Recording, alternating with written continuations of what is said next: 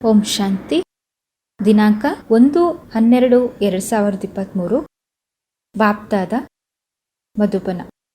ಮಧುರ ಮಕ್ಕಳೇ, ಈ ಪಾಠಶಾಲೆಯಲ್ಲಿ ಬರುವುದರಿಂದ ನಿಮಗೆ ಪ್ರತ್ಯಕ್ಷ ಫಲದ ಪ್ರಾಪ್ತಿಯಾಗುತ್ತದೆ. ಒಂದೊಂದು ಜ್ಞಾನರತ್ನಗಳು ಲಕ್ಷದಷ್ಟು ಆಸ್ತಿಯಾಗಿದೆ, ಅದನ್ನು ತಂದೆಯೇ ನೀಡುತ್ತಾರೆ. ಈ ಪಾಠಶಾಲೆಯಲ್ಲಿ ಬರುವುದರಿಂದ ನಿಮಗೆ ಪ್ರತ್ಯಕ್ಷ ಫಲದ ಪ್ರಾಪ್ತಿಯಾಗುತ್ತದೆ. ಒಂದೊಂದು ಜ್ಞಾನರತ್ನಗಳು ಲಕ್ಷದಷ್ಟು ಆಸ್ತಿಯಾಗಿದೆ, ಅದನ್ನು ತಂದೆಯೇ ನೀಡುತ್ತಾರೆ. ಪ್ರಶ್ನೆ: ಬಾಬರವರು ಯಾವ ನಶೆಯನ್ನು ಏರಿಸುತ್ತಾರೆ? ಅದು ಏಕೆ ಹಗುರವಾಗಿ ಬಿಡುತ್ತದೆ? ನಶೆಯು ಸದಾ ಏರಿರಲು ಯುಕ್ತಿ ಏನಾಗಿದೆ?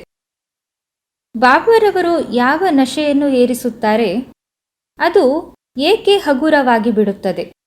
ನಶೆಯು ಸದಾ ಏರಿರಲು ಯುಕ್ತಿ ಏನಾಗಿದೆ? ಉತ್ತರ: ನಶೆಯು ಹಗುರ ಆಗಲೇ ಆಗಿಬಿಡುತ್ತದೆ ಯಾವಾಗ ಹೊರಗಡೆ ಹೋಗುವಿರಿ, ಕುಟುಂಬ ಪರಿವಾರದ ಮುಖವನ್ನು ನೋಡುವಿರಿ. ನಷ್ಟಮೋಹಿಗಳು ಆಗುವುದಿಲ್ಲ. ಸದಾ ನಶೆ ಏರಿರುವುದಕ್ಕೋಸ್ಕರ ತಂದೆಯ ಜೊತೆ ಆತ್ಮೀಯ ವಾರ್ತಾಲಾಪ ಮಾಡುವುದನ್ನು ಕಲಿತುಕೊಳ್ಳಿ. ಬಾಬಾ, ನಾವು ತಮ್ಮವರಾಗಿದ್ದೆವು. ತಾವೇ ನಮ್ಮನ್ನು ಸ್ವರ್ಗದಲ್ಲಿ ಕಳುಹಿಸಿದಿರಿ. ನಾವು 21 ಜನ್ಮದ ಸುಖವನ್ನು ಭೋಗಿಸಿ ನಂತರ ದುಃಖಿಗಳಾದೆವು. ಈಗ ಪುನಃ ನಾವು ಸುಖದ ಆಸ್ತಿಯನ್ನು ತೆಗೆದುಕೊಳ್ಳಲು ಬಂದಿದ್ದೇವೆ. ನಷ್ಟಮೋಹಿಗಳಾದಾಗಲೇ ನಶೆಯು ಏರಿರುವುದು. ಗೀತೆ: ಬದುಕಿದರೂ ನಿನ್ನ ಮಡಿಲಿನಲ್ಲಿ, ಸತ್ತರೂ ನಿನ್ನ ಮಡಿಲಿನಲ್ಲಿ. ಓಂ ಶಾಂತಿ. ಇದು ಯಾರ ಮಾತಾಗಿದೆ? ಗೋಪಿಕೆಯರ ಮಾತಾಗಿದೆ. ಯಾರಿಗೋಸ್ಕರ ಹೇಳುತ್ತಾರೆ? ಪರಮಪಿತ ಪರಮಾತ್ಮ ಶಿವ ತಂದೆಗಾಗಿಯೇ ಹೇಳುತ್ತಾರೆ. ಹೆಸರಂತೂ ಅವಶ್ಯಕವಾಗಿ ಬೇಕಾಗಿದೆಯಲ್ಲವೇ? ಹೇಳುತ್ತಾರೆ, ಬಾಬಾ ತಮ್ಮ ಕೊರಳಿಗೆ ಹಾರವಾಗಲಿಕ್ಕೋಸ್ಕರ ನಾವು ಬದುಕಿದ್ದಂತೆಯೇ ನಿಮ್ಮವರಾಗಿ ಬಿಡುತ್ತೇವೆ.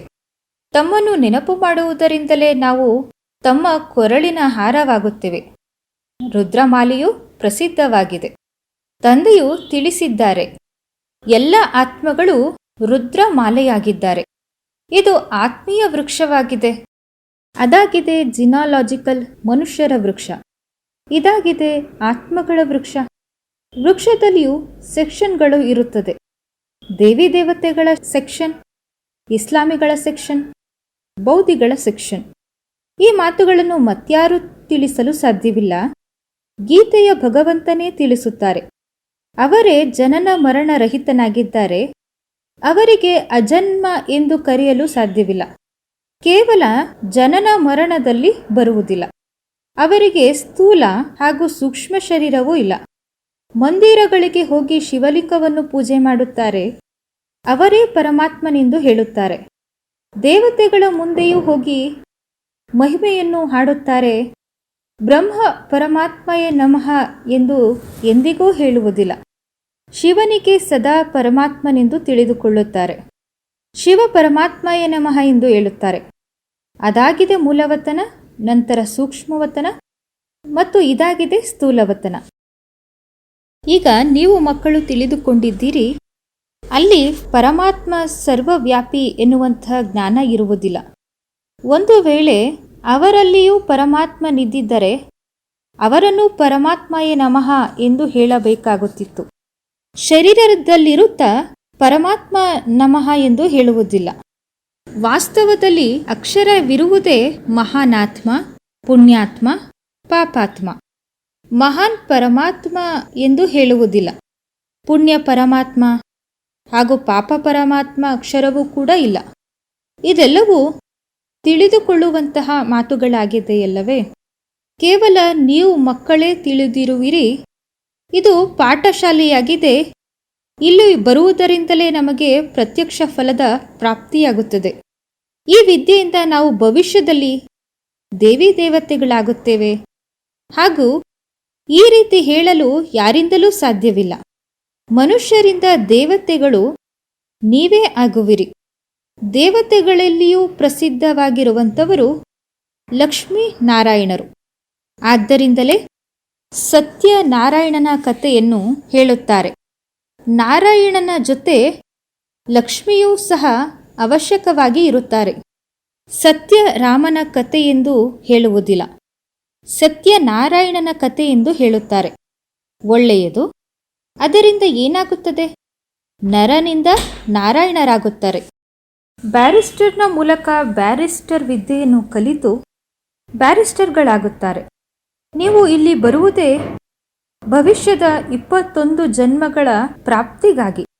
ಭವಿಷ್ಯದ 21 ಜನ್ಮಗಳ ಪ್ರಾಪ್ತಿಯು ಆಗಲೇ ಆಗುತ್ತದೆ ಯಾವಾಗ ಸಂಗಮಯುಗ ಬರುತ್ತದೆ. ತಾವು ತಿಳಿದುಕೊಂಡಿರುವಿರಿ, ನಾವು ಬಂದಿರುವುದು ತಂದೆಯಿಂದ ಸತ್ಯುಗ ರಾಜಧಾನಿಯ ಆಸ್ತಿಯನ್ನು ತೆಗೆದುಕೊಳ್ಳಲು. ಆದರೆ ಮೊದಲು ಇದು ಪಕ್ಕಾ ನಿಶ್ಚಯವಾಗಬೇಕಾಗಿದೆ. ಶಿವಬಾಬಾರವರು ನಮ್ಮ ತಂದೆಯಾಗಿದ್ದಾರೆ. ಈ ಬ್ರಹ್ಮನಿಗೂ ಸಹ ಅವರೇ ತಂದೆಯಾಗಿದ್ದಾರೆ ಅಂದಾಗ ಬೀಕೆಗಳಿಗೆ ದಾದಾ ಆದರು. ಈ ತಂದೆಯೂ ಹೇಳುತ್ತಾರೆ, ಇದು ನನ್ನ ಆಸ್ತಿಯಲ್ಲ, ದಾದಾರವರ ಆಸ್ತಿಯು ನಿಮಗೆ ಸಿಗುತ್ತದೆ. ಶಿವ ತಂದೆಯ ಬಳಿ ಜ್ಞಾನರತ್ನಗಳ ಧನವಿದೆ.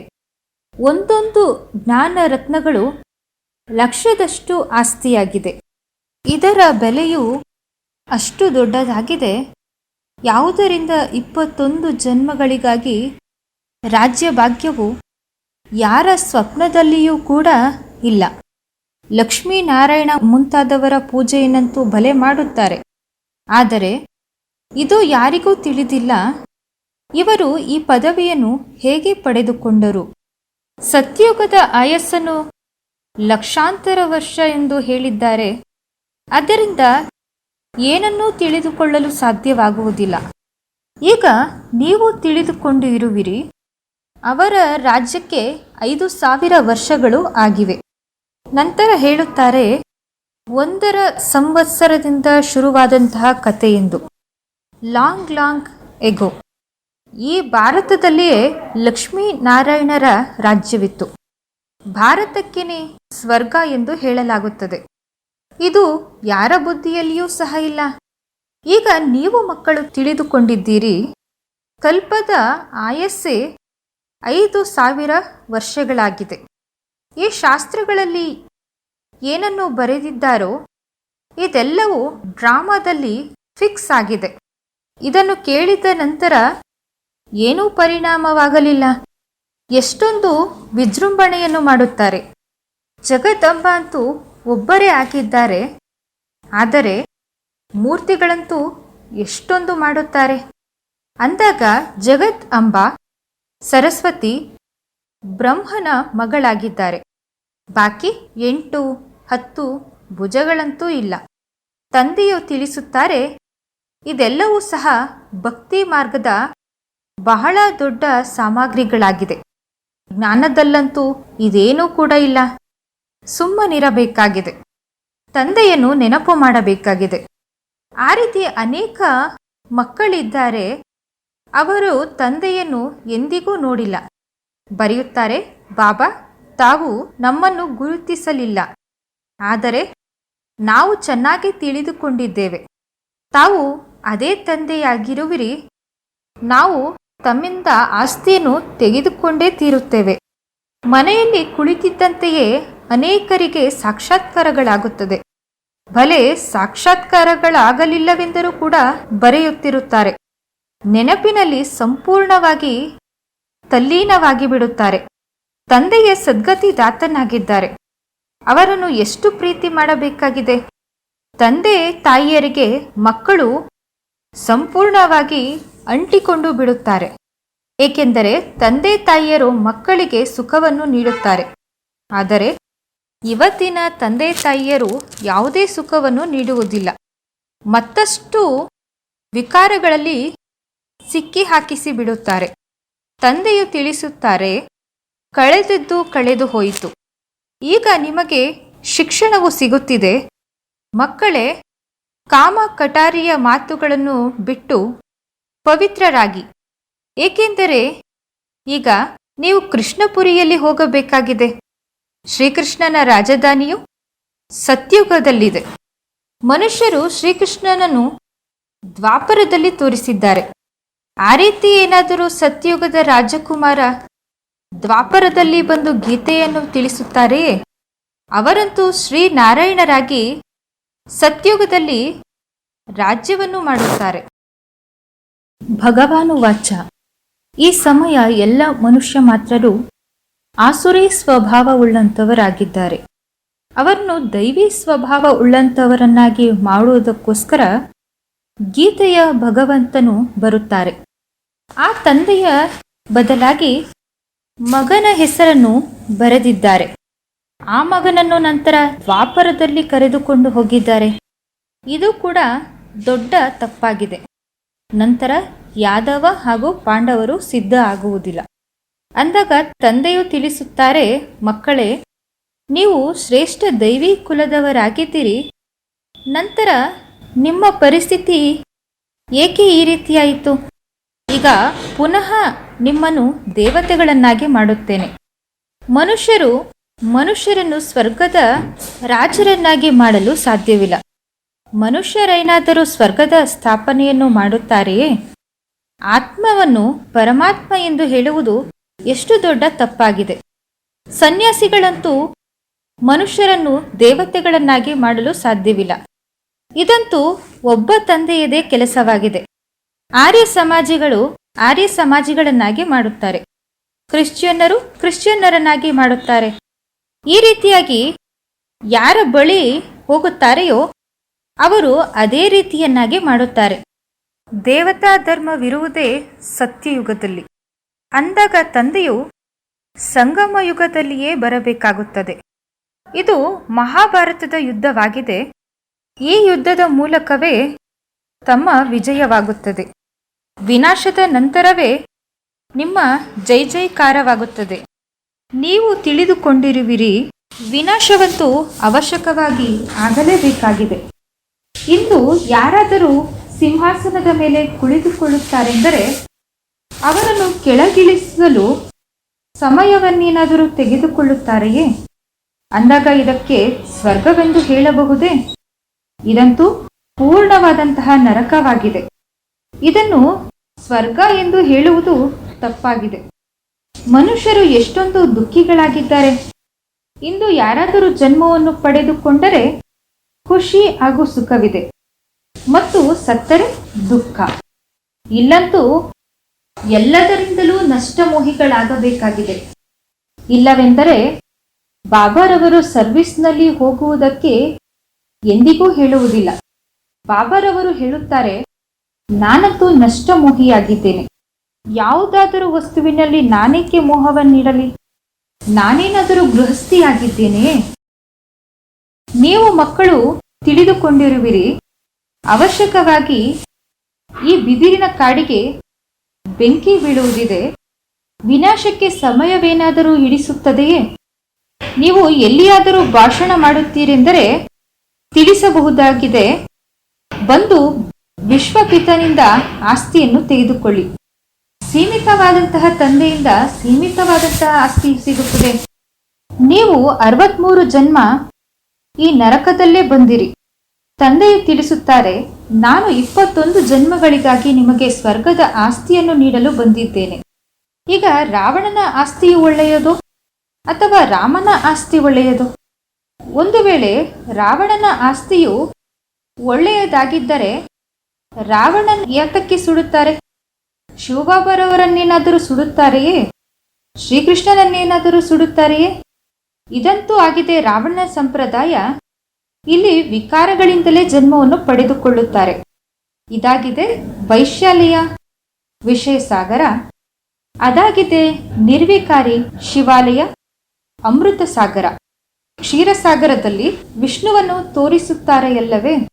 ಈಗ ಕ್ಷೀರದ ಸಾಗರವೇನಾದರೂ ಇರುತ್ತದೆಯೇ?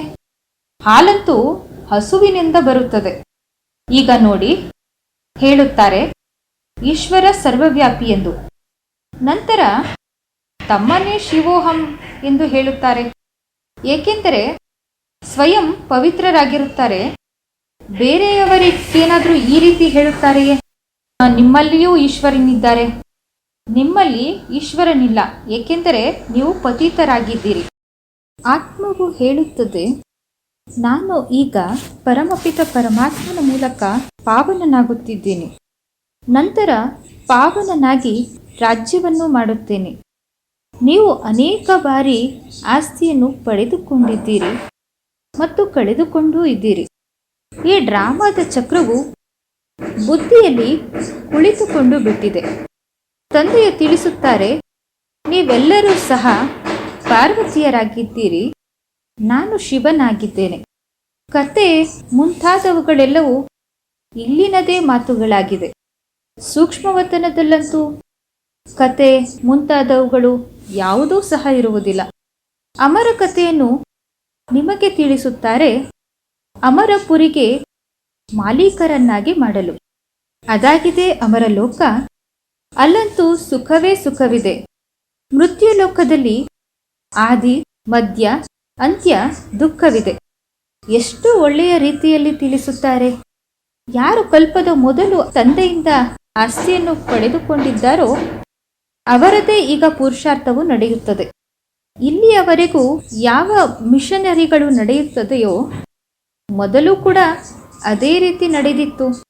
ಭಲೆ ಬಾಬಾರವರು ಹೇಳುತ್ತಾರೆ, ನೀವು ಸರ್ವಿಸನ್ನು ತಣ್ಣಗೆ ಮಾಡುತ್ತೀರಿ. ಆದರೆ ಇದನ್ನು ತಿಳಿಸುತ್ತಾರೆ, ಕಲ್ಪದ ಮೊದಲು ಯಾವ ಸರ್ವಿಸನ್ನು ನೀವು ಮಾಡಿದ್ದೀರಿ ಅದನ್ನೇ ಮಾಡುವಿರಿ. ನಂತರ ಪುರುಷಾರ್ಥವನ್ನು ಮಾಡುತ್ತಲೇ ಇರಬೇಕಾಗಿದೆ. ಚಿಕ್ಕ ಚಿಕ್ಕ ದೀಪಗಳಿಗೂ ಬಿರುಗಾಳಿಯು ಅಲುಗಾಡಿಸುತ್ತದೆ. ಅಂಬಿಗನಂತೂ ಎಲ್ಲರಿಗೂ ಒಬ್ಬ ತಂದೆಯೇ ಆಗಿದ್ದಾರೆ. ಗಾದೆ ಮಾತು ಸಹ ಇದೆ, ಅಂಬಿಗನೇ ನನ್ನ ದೋಣಿಯನ್ನು ಪಾರು ಮಾಡಿ ಎಂದು.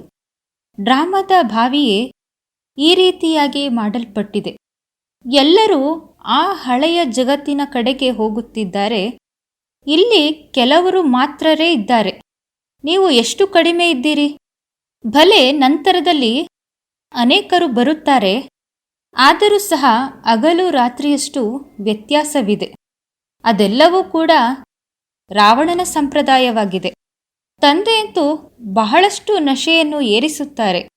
ಹೊರಗಡೆ ಕುಟುಂಬ ಪರಿವಾರದವರ ಮುಖವನ್ನು ನೋಡುತ್ತಾರೆ ಅಂದಾಗ ನಶೆಯು ಹಗುರವಾಗಿ ಬಿಡುತ್ತದೆ. ಈ ರೀತಿ ಆಗಬಾರದಾಗಿದೆ. ಆತ್ಮಗಳಿಗೆ ಹೇಳಲಾಗುತ್ತದೆ, ನೀವು ತಂದೆಯ ಜೊತೆ ಆತ್ಮೀಯ ವಾರ್ತಾಲಾಪವನ್ನು ಮಾಡಿ. ಬಾಬಾ, ನಾವು ನಿಮ್ಮವರಾಗಿದ್ದೆವು. ತಾವು ಸ್ವರ್ಗದಲ್ಲಿ ಕಳುಹಿಸಿದಿರಿ. 21 ಜನ್ಮಗಳ ರಾಜ್ಯವನ್ನು ಮಾಡಿದೆವು. ನಂತರ 63 ಜನ್ಮ ದುಃಖವನ್ನು ಪಡೆದುಕೊಂಡೆವು. ಈಗ ನಾವು ನಿಮ್ಮಿಂದ ಆಸ್ತಿಯನ್ನು ಪಡೆದುಕೊಂಡೇ ತೀರುತ್ತೇವೆ. ಬಾಬಾ, ತಾವು ಎಷ್ಟು ಒಳ್ಳೆಯವರಾಗಿದ್ದೀರಿ. ನಾವು ನಿಮ್ಮನ್ನು ಅರ್ಧಾಕಲ್ಪ ಮರೆತು ಹೋಗಿದ್ದೆವು. ಬಾಬಾರವರು ಹೇಳುತ್ತಾರೆ, ಇದಂತೂ ಅನಾದಿ ಮಾಡಲ್ಪಟ್ಟಿರುವಂತಹ ಡ್ರಾಮಾ ಆಗಿದೆ. ನನ್ನದು ಸಹ ಇಲ್ಲಿ ಡ್ಯೂಟಿ ಆಗಿದೆ. ನಾನು ಕಲ್ಪವೂ ಬಂದು ನೀವು ಮಕ್ಕಳನ್ನು ಮಾಯೆಯಿಂದ ಬಿಡಿಸಿ ಬ್ರಾಹ್ಮಣರನ್ನಾಗಿ ಮಾಡಿ ಸೃಷ್ಟಿಯ ಆದಿ ಮಧ್ಯ ಅಂತ್ಯದ ರಹಸ್ಯವನ್ನು ತಿಳಿಸುತ್ತೇನೆ.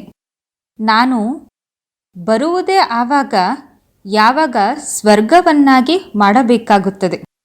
ನೀವು ಈಗ ಫರಿಷ್ಠೆಗಳಾಗುತ್ತಿದ್ದೀರಿ. ಪವಿತ್ರತೆಯ ಸಾಕ್ಷಾತ್ಕಾರವನ್ನು ಕೂಡ ಮಾಡಿಸುತ್ತಾರೆ. ನೀವು ನಷ್ಟಮೋಹಿಗಳಾಗಬೇಕಾಗಿದೆ. ಬಾಬಾರವರಿಗೆ ಒಂದು ವೇಳೆ ಹೇಳುತ್ತಾರೆ, ಬಾಬಾ, ನಾವು ಸರ್ವಿಸ್ಸಿಗೆ ಹೋಗಬಹುದೇ ಅಂದಾಗ ಬಾಬಾರವರು ಹೇಳುತ್ತಾರೆ, ಒಂದು ವೇಳೆ ನೀವು ನಷ್ಟಮೋಹಿಗಳಾಗಿದ್ದೀರಾ ಅಂದಾಗ ಮಾಲೀಕರಾಗಿದ್ದೀರಿ. ಎಲ್ಲಿ ಬೇಕಾದರೂ ಹೋಗಿ, ಯಾಕೆ ತಬ್ಬಿಬಾಗುತ್ತೀರಿ? ಮಾಲೀಕರಾಗಿರುವಿರಿ. ಅಂಧರಿಗೆ ಮಾರ್ಗವನ್ನು ತಿಳಿಸಿ. ನಷ್ಟಮೋಹಿಗಳಾಗಿಲ್ಲವೆಂದಾಗ ಕೇಳುತ್ತಾರೆ. ನಷ್ಟಮೋಹಿಗಳಾಗಿದ್ದಾರೆ ಅಂದಾಗ ಅವರು ಓಡುತ್ತಾರೆ, ನಿಂತುಕೊಳ್ಳುವುದಿಲ್ಲ. ಇದು ದೊಡ್ಡ ಗುರಿಯಾಗಿದೆ. ತಂದೆ ಸರ್ವಿಸೇಬಲ್ ಮಕ್ಕಳ ಮೇಲೆ ಬಲಿಹಾರಿಯಾಗುತ್ತಾರೆ. ಮೊದಲನೇ ನಂಬರಿನಲ್ಲಂತೂ ಈ ಬಾಬಾರವರು ಇದ್ದಾರಲ್ಲವೇ. ತ್ಯಾಗವನ್ನಂತೂ ಎಲ್ಲರೂ ಮಾಡುತ್ತಾರೆ. ಆದರೂ ಕೂಡ ಇವರದೇ ಫಸ್ಟ್ ನಂಬರ್ ಆಗಿದೆ. ಬಾಬಾರವರು ತಿಳಿಸುತ್ತಾರೆ, ಆತ್ಮಾಭಿಮಾನಿಗಳಾಗಿ, ಅರ್ಥಾತ್ ತಮ್ಮನ್ನು ಅಶರೀರಿಗಳೆಂದು ತಿಳಿದುಕೊಳ್ಳಿ. ಬೇಹದ್ದಿನ ತಂದೆ ನಿಮಗೆ 21 ಜನ್ಮಗಳ ಆಸ್ತಿಯನ್ನು ನೀಡುತ್ತಾರೆ. ಒಳ್ಳೆಯದು. ಅವರು ಹೇಗೆ ಬರುತ್ತಾರೆ? ಬರೆದಿದ್ದಾರೆ ಸಹ. ಬ್ರಹ್ಮನ ಮುಖದಿಂದ ರಚನೆ ಮಾಡುತ್ತಾರೆ ಅಂದಾಗ ಅವಶ್ಯಕವಾಗಿ ಬ್ರಹ್ಮನಲ್ಲಿಯೇ ಬರುತ್ತಾರೆ. ಬ್ರಹ್ಮನಿಗೆ ಪ್ರಜಾಪಿತ ಎಂದು ಹೇಳಲಾಗುತ್ತದೆ. ಅಂದಾಗ ವಿಶ್ವಪಿತ ತಂದೆಯಿಂದ ಬಂದು ಆಸ್ತಿಯನ್ನು ಪಡೆದುಕೊಳ್ಳಿ. ಈ ಮಾತುಗಳನ್ನು ತಿಳಿಸುವುದರಲ್ಲಿ ನಾಚಿಕೆ ಪಟ್ಟುಕೊಳ್ಳುವಂತಹ ಯಾವುದೇ ಮಾತುಗಳಿಲ್ಲ. ಒಳ್ಳೆಯದು. ಮಧುರಾತಿ ಮಧುರ ಅಗಲಿ ಮರಳಿ ಸಿಕ್ಕಿರುವ ಮಕ್ಕಳ ಪ್ರತಿ ಮಾತಾಪಿತಾ ಬಾಪ್ತಾದರವರ ನೆನಪು, ಪ್ರೀತಿ ಹಾಗೂ ಸುಪ್ರಭಾತ. ಆತ್ಮೀಯ ತಂದೆಯಿಂದ ಆತ್ಮೀಯ ಮಕ್ಕಳಿಗೆ ನಮಸ್ತೆ. ನಾವು ಆತ್ಮೀಯ ಮಕ್ಕಳಿಂದ ಆತ್ಮೀಯ ತಂದೆಗೆ ನಮಸ್ತೆ. ಧಾರಣೆಗಾಗಿ ಮುಖ್ಯ ಸಾರ. ಫಸ್ಟ್ ಪಾಯಿಂಟ್, ಬ್ರಹ್ಮ ತಂದೆಯ ಸಮಾನ ತ್ಯಾಗದಲ್ಲಿ ನಂಬರ್ ಮುಂದೆ ಹೋಗಬೇಕು. ರುದ್ರನ ಕೊರಳಿಗೆ ಹಾರವಾಗಲಿಕ್ಕೋಸ್ಕರ ಬದುಕಿದ್ದಂತೆಯೇ ಬಲಿಹಾರಿಗಳಾಗಬೇಕು. ಸೆಕೆಂಡ್ ಪಾಯಿಂಟ್, ಸರ್ವಿಸೇಬಲ್ ಆಗಲು ನಷ್ಟಮೋಹಿಗಳಾಗಬೇಕು. ಅಂಧರಿಗೆ ಮಾರ್ಗವನ್ನು ತಿಳಿಸಬೇಕು. ಇವತ್ತಿನ ವರದಾನ: ಮನಸ್ಸಿನ ಖುಷಿಯ ಮೂಲಕ ಕಾಯಿಲೆಗಳನ್ನು ದೂರ ಓಡಿಸುವಂತಹ ಸದಾ ಆರೋಗ್ಯವಂತರಾಗಿ. ಮನಸ್ಸಿನ ಖುಷಿಯ ಮೂಲಕ ಕಾಯಿಲೆಗಳನ್ನು ದೂರ ಓಡಿಸುವಂತಹ ಸದಾ ಆರೋಗ್ಯವಂತರಾಗಿ. ಹೇಳಲಾಗುತ್ತದೆ, ಮನಸ್ಸಿನ ಖುಷಿ ಇದೆ ಅಂದಾಗ ಜಗತ್ತು ಕೂಡ ಖುಷಿಯಾಗಿದೆ.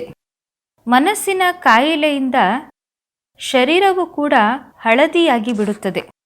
ಮನಸ್ಸು ಸರಿಯಾಗಿದೆ ಅಂದಾಗ ಶರೀರದ ರೋಗದ ಅನುಭವವೂ ಕೂಡ ಆಗುವುದಿಲ್ಲ. ಬೇಕಾದರೆ ಶರೀರವು ಕಾಯಿಲೆ ಉಳ್ಳಂಥದ್ದಾಗಿರಲಿ, ಆದರೂ ಕೂಡ ಮನಸ್ಸು ಆರೋಗ್ಯವಾಗಿದೆ.